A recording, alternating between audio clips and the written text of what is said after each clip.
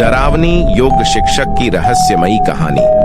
कहानी शुरू होती है एक प्राचीन योग आश्रम से, जो शहर से दूर एक पहाड़ी के पास स्थित है।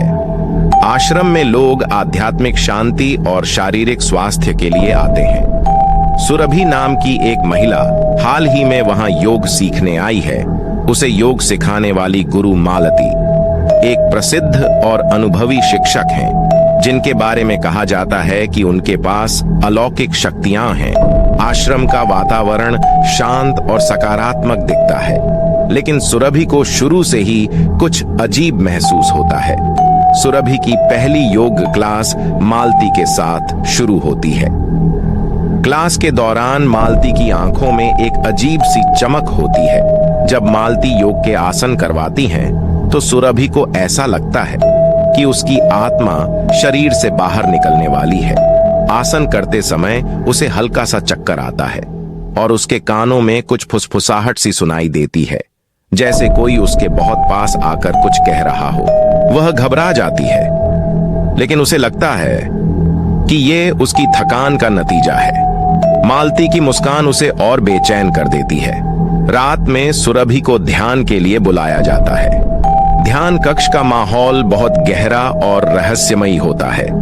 वहां की दीवारों पर प्राचीन चित्र बने होते हैं और एक कोने में जलती हुई धूप की महक फैल रही होती है। मालती ध्यान सत्र की शुरुआत करती है और सुरभि को ऐसा लगता है जैसे उसकी आत्मा को किसी अदृश्य शक्ति द्वारा खींचा जा रहा है।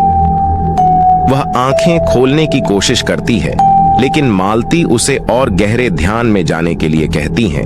अचानक सुरभि को अजीब सा एहसास होता है। उसके शरीर के बाहर कोई उसके पास बैठा है। वह डर से चिल्लाना चाहती है, लेकिन उसकी आवाज नहीं निकलती। सुरभि ध्यान सत्र के बाद अपने कमरे में लौट आती है, लेकिन उसे लगातार महसूस होता है कि कोई उसकी निगरानी कर रहा है। उसके कमरे में हल्की सी खड़खड़ाहट होती है, जैसे कोई वहां चल रहा हो। जब वह बत्ती बंद करती है, तो उसे कमरे के कोने में एक परछाई नजर आती है। वह डर के मारे बत्ती फिर से जला देती है, लेकिन वहां कोई नहीं होता।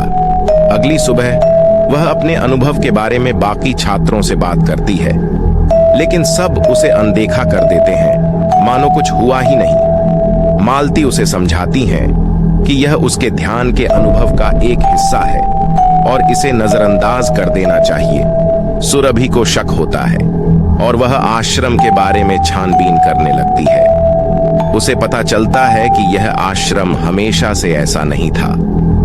कई साल पहले यहाँ कई लोग योग सीखने आए थे, लेकिन उनमें से कुछ लोग रहस्यमय तरीके से गायब हो गए। लोगों का मानना था कि मालती के पास काली शक्तियां हैं और वह लोगों की आत्माओं को कैद कर लेती है। सुरभि को अब एहसास होता है कि वह भी उसी जाल में फंस चुकी है। अंत में सुरभि आश्रम से भागने की कोशिश करती है, लेकिन मालती उसे जाने नहीं देती। मालती का असली चेहरा सामने आता है। वह सिर्फ एक योग शिक्षक नहीं, बल्कि एक आत्माओं को वश में करने वाली भूतिया शक्ति है। सुरभि की चीखों के साथ कहानी का अंत होता है और मालती की रहस्यमयी हंसी चारों ओर गूंजने लगती है। ऐसे ही और वीडियो देखने के लिए हमें सब्सक्राइब और फॉलो करें।